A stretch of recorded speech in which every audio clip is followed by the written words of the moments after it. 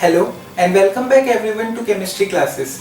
Continuing with microwave spectroscopy, in this video, first of all I will be starting with an answer to a query that was asked in the comments. तो question क्या पूछा गया था? Question ये था कि when our molecule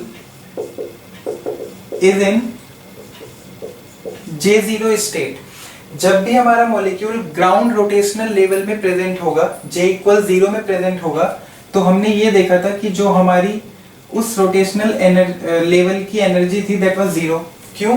क्योंकि हमारे पास जो एक्सप्रेशन आया था that was E into J+1. तो अगर J की वैल्यू जीरो होगी तो उस पर्टिकुलर एनर्जी लेवल की वैल्यू हमारी जीरो हो जाएगी. तो if EJ is equals to zero, so does that not violate Heisenberg uncertainty principle?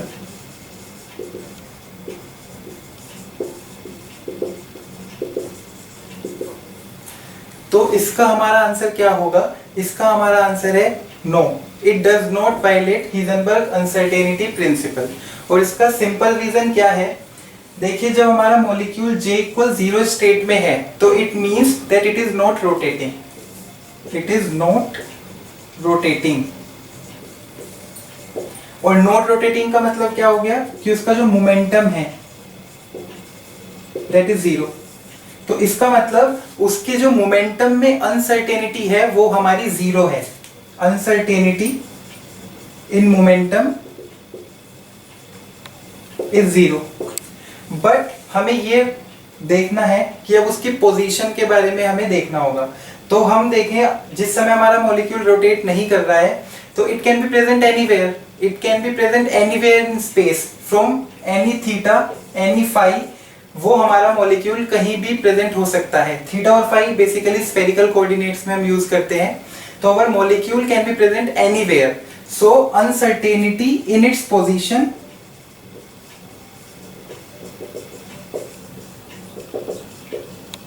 Is infinite.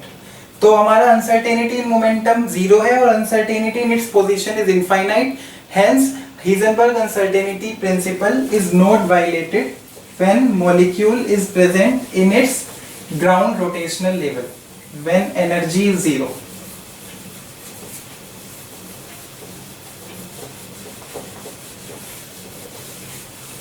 Now I will be continuing with the selection rule.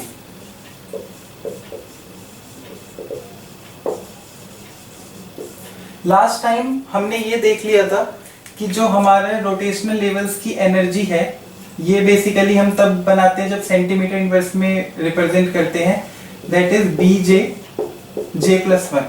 और अब हमें ये देखना था कि हमें माइक्रोवेव में रोटेशनल स्पेक्ट्रा कैसे मिलेगा. तो ये तो हमने पता लगा लिया कि हमारे रोटेशनल लेवल्स की एनर्जी क्या है. बट स्पेक्ट्रा ऑब्टेन होने के लिए अब हमें क्या करना होगा? ट्रांजिशन करनी होगी. बेसिकली उन रोटेशनल लेवल्स में मूव करना होगा. मॉलिक्यूल को यहां से यहां जाना होगा, यहां से यहां जाना होगा. जब ट्रांजिशन होगी तो तभी हमें पता चलेगा, मतलब तभी हमारा एक स्पेक्ट्रा हमें ऑब्टेन होगा. तो अब ट्रांजिशन कहां से कहां होगी? यहां से यहां भी हो सकती है, यहां से यहां भी हो सकती है, यहां से यहां भी हो सकती है, यहां से यहां भी हो सकती है. बहुत सारी हमारे पास ट्रांजिशन की यहाँ पे पॉसिबिलिटीज हैं. तो इन सारी पॉसिबिलिटीज को लिमिट जो चीज करेगी दैट इज सिलेक्शन रूल. मतलब सिलेक्शन रूल हमें ये बताएगा कि कौन सी ट्रांजिशन पॉसिबल होगी और कौन सी ट्रांजिशन हमारी पॉसिबल नहीं होगी माइक्रोवेव स्पेक्ट्रोस्कोपी में टू गेट रोटेशनल स्पेक्ट्रा.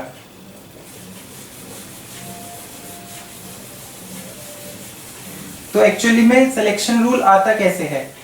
एक बेसिकली हमारे पास टर्म है that is transition moment integral.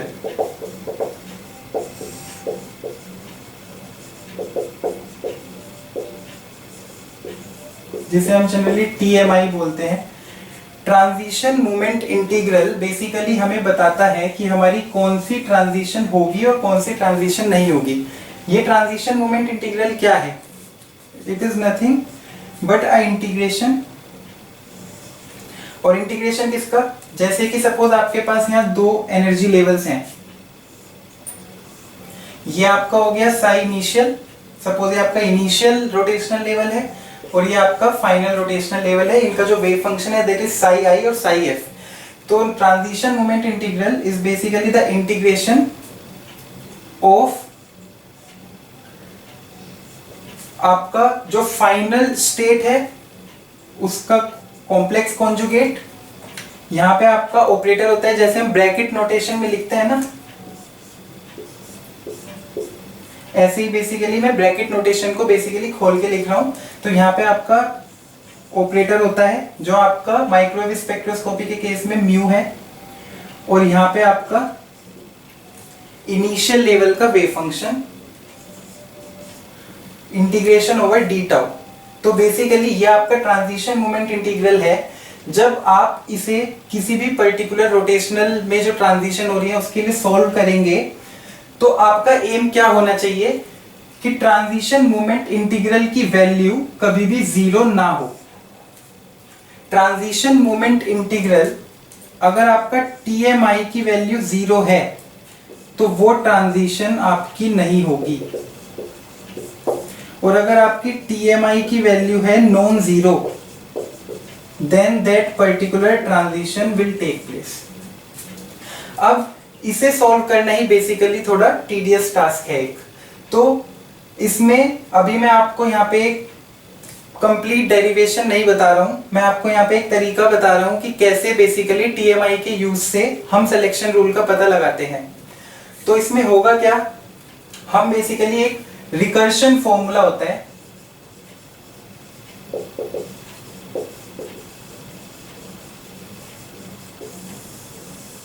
हम रिकर्शन फॉर्मूला ऑफ पॉलिनोमियल्स का यूज करते हैं to solve this transition moment integral. तो एक्चुअली हम इसे स्फेरिकल जो हमारे पोलर कोऑर्डिनेट्स होते हैं उसमें हम यूज करते हैं। तो डी टाउ को हम d r d theta d phi की फॉर्म में लिखते हैं, और जो हमारा वेव फंक्शन है फाइनल का कॉम्प्लेक्स कॉन्जुगेट, इनिशियल लेवल का वेव फंक्शन, और जो हमारा ऑपरेटर है म्यू, उसे बेसिकली हम यहाँ पे ओपन करते हैं।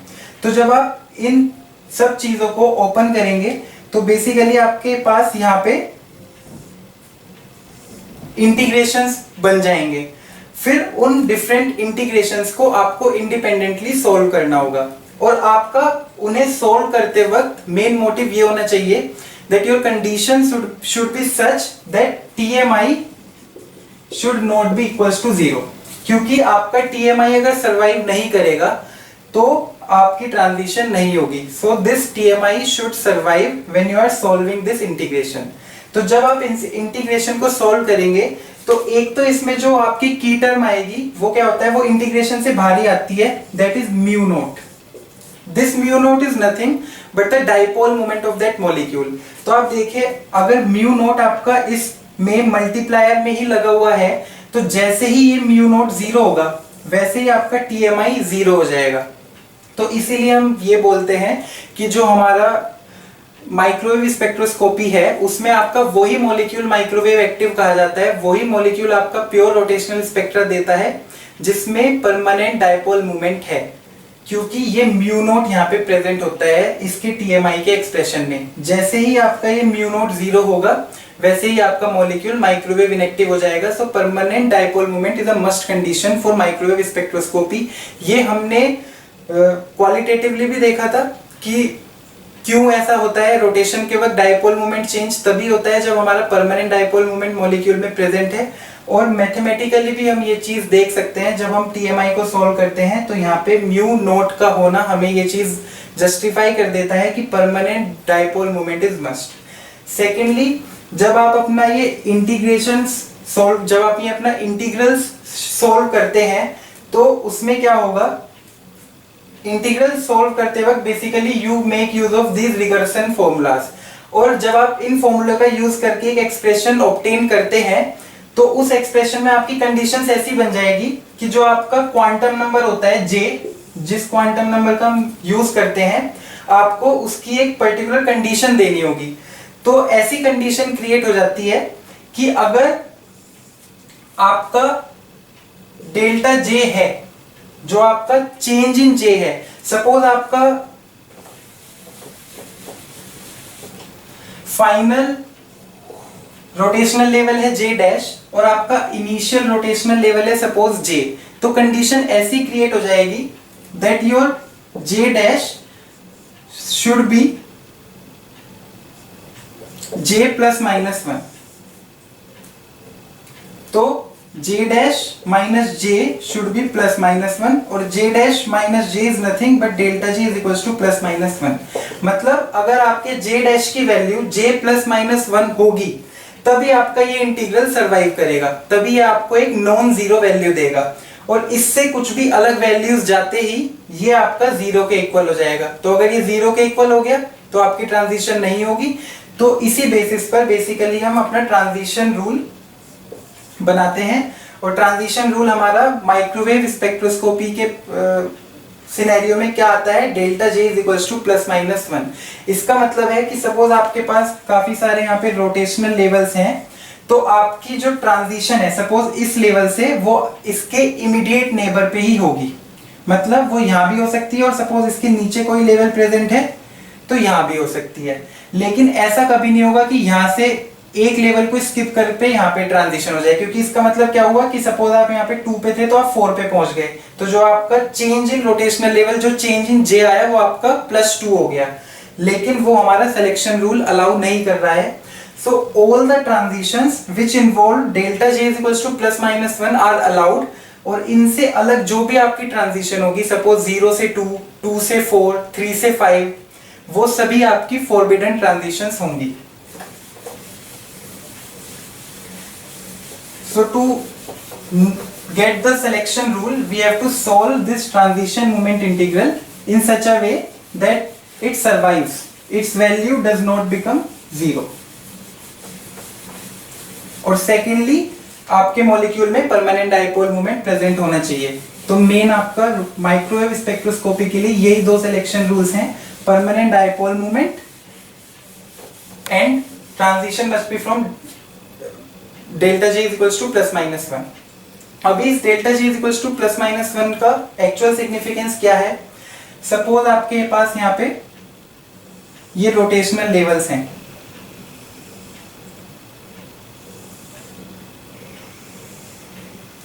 Okay, this is J is equals to 0, J is equals to 1, J is equals to 2, J is equals to 3।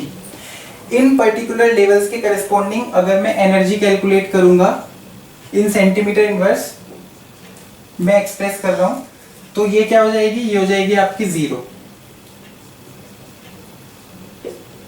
E1 आपका क्या हो जाएगा, BJ plus 1, so it will be 2B। अगर आप E2 की निकालेंगे तो ये आपकी आ जाएगी 2 इंटू 2 प्लस 1 6B, और अगर आप E3 निकालेंगे तो ये आपका आ जाएगा 3 इंटू 3 प्लस 1, तो इसका मतलब 12। अब बात ये है कि हमें सिलेक्शन रूल ने ये तो बता दिया कि जो आपका डेल्टा जे है that should be plus minus 1, but उसने हमें ये नहीं बताया कि 0 से 1, 1 से 2, 2 से 3 इन जाने की प्रोबेबिलिटी क्या है। तो हमारा सिलेक्शन रूल प्रोबेबिलिटी के बारे में बात नहीं करता है, वो सिर्फ ये हमें बता रहा है कि आपका जो चेंज इन रोटेशनल लेवल है that should be plus minus 1।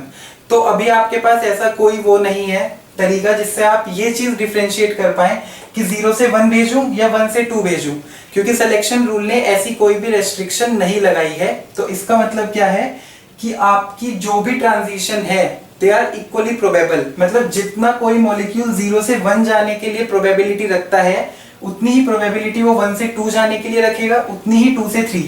ये तो हुई एब्जॉर्प्शन की बात। सिमिलरली अगर इमिशन हो रहा है तो जितनी प्रोबेबिलिटी 3 से 2 आने की है उतनी ही प्रोबेबिलिटी 2 से 1 आने की है और उतनी ही प्रोबेबिलिटी 1 से 0 आने की है। तो इसीलिए अब आप देखिए एक ट्रांजिशन सपोज आपकी हो रही है 0 से 1 और एक ट्रांजिशन अभी आपकी यहाँ हो रही है 1 से 2 और एक ट्रांजिशन आपकी हो रही है अभी यहाँ से 2 से 3। ये मैंने जो अभी लाइंस बनाई हैं they all are absorption lines. अब आप देखिए जो हमारा एनर्जी का एक्सप्रेशन था दैट वाज BJ प्लस 1। अब इसमें मैं एज्यूम कर रहा हूं कि ये अभी मेरा इनिशियल लेवल है, मतलब ये मेरा इनिशियल लेवल है। अब जो मेरा फाइनल लेवल है that is suppose J dash, तो B J dash plus one. Okay, ये मेरा है फाइनल लेवल। अब अगर मेरा एब्जॉर्प्शन हुआ है तो चेंज इन एनर्जी कितना है, this delta E is what, तो this delta E is energy of the final state minus energy of the initial.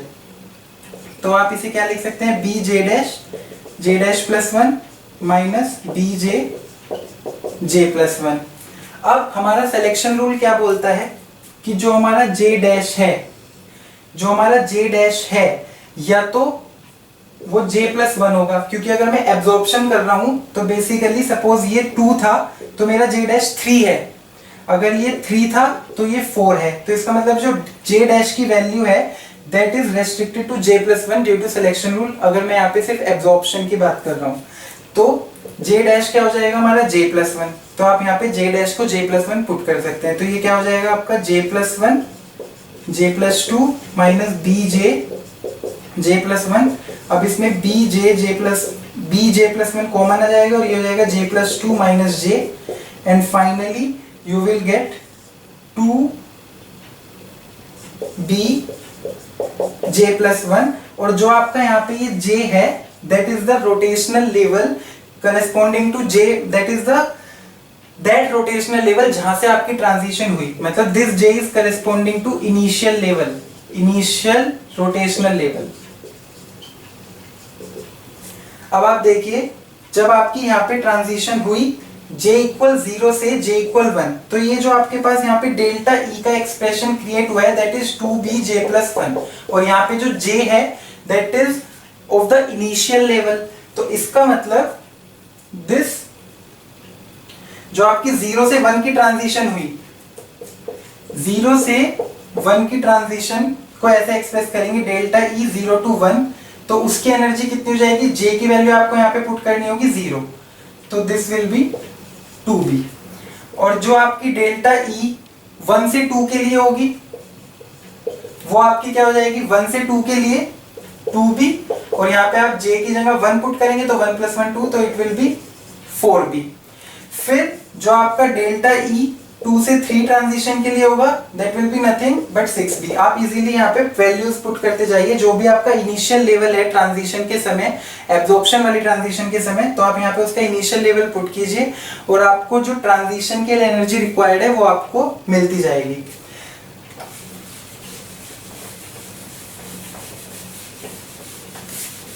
तो अभी हमने ये देखा कि 0 से 1 वाली ट्रांजिशन के लिए हमारी जो एनर्जी है दैट इज 2b। तो सपोज आपका यहाँ पे एक एब्जॉर्प्शन स्पेक्ट्रा है, तो आपको आपके स्पेक्ट्रम में एक एब्जॉर्प्शन लाइन मिलेगी और आपका मॉलिक्यूल सपोज j इक्वल 0 से j इक्वल 1 में गया, तो वो लाइन आपको किस x एक्सिस की बात हमने की थी, x एक्सिस पे क्या होता है, आपका वेव नंबर भी हो सकता है, आपकी फ्रीक्वेंसी भी हो सकती है, आपकी एनर्जी भी हो सकती है और लैम्डा भी हो सकता है। तो अभी हम यहाँ पे इसे b की फॉर्म में रिप्रेजेंट कर रहे हैं, जो सेंटीमीटर इनवर्स मतलब वेव नंबर की फॉर्म में। तो आपकी जो ये पहली ट्रांजिशन होगी 0 से 1 वाली, तो ये एब्जॉर्प्शन लाइन आपकी किस वैल्यू पे आएगी, ये आपकी आएगी 2b पे, क्योंकि हमने देखा जो हमारे चेंज इन एनर्जी रिक्वायर्ड था दैट वाज 2b। जब आपकी 1 से 2 वाली ट्रांजिशन होगी तो वो आपको किस पे मिलेगी, वो आपको मिलेगी 4b पे, ये अभी हमने यहाँ पे देखा। जब आपकी 2 से 3 वाली ट्रांजिशन होगी वो आपको किस पे मिलेगी, वो आपको मिलेगी 6b पे, और इससे अगली ऐसे ही जब आप ट्रांजिशन देखेंगे वो आपको मिलेगी 8b पे। तो अगर आप किसी एक पर्टिकुलर, और ऑब्वियसली ये जो अभी हम सब बात कर रहे हैं that is for rigid rotor. अभी तक हमने सेंट्रीफ्यूगल डिस्टॉर्शन को अकाउंट में नहीं लिया है, अभी तक हम ये मान के चल रहे हैं कि हमारा जो मॉलिक्यूल है दैट इज रिजिड, और जिस समय वो रोटेट हो रहा है उस समय it is not changing is molecular geometry और शेप, तो it is a rigid rotor. तो रिजिड रोटर के लिए अगर आप प्योर रोटेशनल स्पेक्ट्रा रिकॉर्ड करते हैं तो basically you will suppose that is absorption, तो you will be getting these lines. अगर सेम इमिशन हो रहा होगा 3 से 2, 2 से 1, 1 से 0, तो सिमिलर आपको यही स्पेक्ट्रा मिलेगा। तो अभी हम ये एब्जॉर्प्शन के लिए बात कर रहे हैं। तो आपको जो ये स्पेक्ट्रा मिला, ये मिला आपको 2B। तो इन जनरल आपको क्या होगा कि आपको कोई भी स्पेक्ट्रा मिला और उसमें आपको ऐसे इक्वली स्पेस्ड लाइंस मिलेंगी अगर हम रिजिड रोटर एज्यूम कर रहे हैं। तो अब हमने ये कैलकुलेशन करके देख लिया है, तो हम वहां पे क्या करेंगे कि भाई हमें ये लाइंस मिली, तो इसका मतलब ये लाइंस देखो हमारी सारी इक्वी स्पेस्ड हैं, सबके बीच में जो गैप है that is 2B 2B 2B। तो जब हमें एक रियल स्पेक्ट्रा ऑब्टेन होगा तो हम रियल स्पेक्ट्रा में इन दोनों लाइंस के बीच का गैप देखेंगे कि गैप कितना है। सपोज मैंने एक स्पेक्ट्रा रिकॉर्ड किया कार्बन मोनोऑक्साइड के लिए, तो कार्बन मोनोऑक्साइड का मुझे स्पेक्ट्रा मिला, तो उसमें लाइंस हैं, यहाँ पे मेरा एक्स एक्सिस पे वेव नंबर है। तो बेसिकली मुझे पता चल जाएगा कि इन दोनों लाइंस के बीच का गैप कितना है, और इन दोनों लाइंस के गैप को मैं 2B से इक्वेट कर दूंगा। तो ये जो गैप है ये तो मुझे स्पेक्ट्रा से मिल गया। स्पेक्ट्रा से जैसे ही मुझे गैप मिला, सपोज वो x था, तो जो मुझे b मिल गया। अब जैसे ही मुझे b मिलेगा, हमने लास्ट वीडियो में देखा था कि जो b होता है that is nothing but what, हमारे पास एनर्जी का एक्सप्रेशन क्या आया था, यह आया था। फिर हमने बोला था कि ये तो जूल में है, हमारा जो भी है that must be in centimetre inverse. तो इसे जब हमने सॉल्व किया था तो h square 8 pi square i, और एक हमें SC से डिवाइड करना होगा, तो SC से डिवाइड करके ये स्क्वायर हट गया था और यहाँ पे C आ गया था। तो ये हमारा B था, दिस इज B। अब जैसे ही हमें स्पेक्ट्रा से B मिला, H हमें पता है कांस्टेंट है, 8 पाई स्क्वायर की वैल्यू हमें पता है, C की वैल्यू हमें पता है। तो हमें कार्बन मोनोऑक्साइड मॉलिक्यूल के मोमेंट ऑफ इनर्शिया का पता चल गया। जो वैल्यू कार्बन मोनोऑक्साइड के मोमेंट ऑफ इनर्शिया की अननोन थी, वो हमें इस स्पेक्ट्रा से अभी ऑब्टेन हो गई थ्रू दिस B। और जैसे ही हमें इस I का पता चला, I का जैसे ही हमें पता चला, तो we know I is equals to mu R square. Mu R square reduced mass, reduced mass में क्या है, सिर्फ एटॉमिक मासेस हैं C और O के, and this R naught, this is nothing but the bond length. तो इसीलिए हम क्या कर सकते हैं, हम CO मॉलिक्यूल में पता लगा सकते हैं कि हमारी बॉन्ड लेंथ क्या है। तो ये बेसिकली हमारी एक एप्लीकेशन है जो माइक्रोवेव स्पेक्ट्रोस्कोपी से that we can find out the bond length. और कैसे प्रोसीड करना है मैंने आपको बताया कि हमें एक स्पेक्ट्रा मिलेगा, उसमें कुछ लाइंस मिलेंगी, फिर हम अपनी नॉन चीजों से देखेंगे कि अच्छा जो उन दोनों लाइंस का गैप है दैट मस्ट बी 2B, और फिर हम उस गैप को 2B से इक्वेट करके B निकालेंगे, और B आने के बाद we can get the moment of inertia and then finally we can calculate the bond length। तो ये सिंपल प्रोसीजर है। तो इस वीडियो के लिए सिर्फ इतना ही। अभी जो आगे वाली वीडियो आएगी उसमें I will discuss the intensity।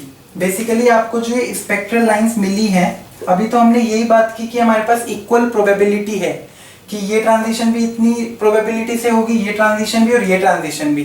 But in an actual spectra we observe कि जो स्पेक्ट्रल लाइंस आपको मिलती हैं वो कुछ ज्यादा इंटेंस होती हैं, कुछ कम इंटेंस होती हैं। तो in the next video I will be discussing the intensity of the spectral lines और वो किन फैक्टर्स पर डिपेंड करती हैं। So if you have any queries then you can ask in the comment section. Thank you so much for watching this video.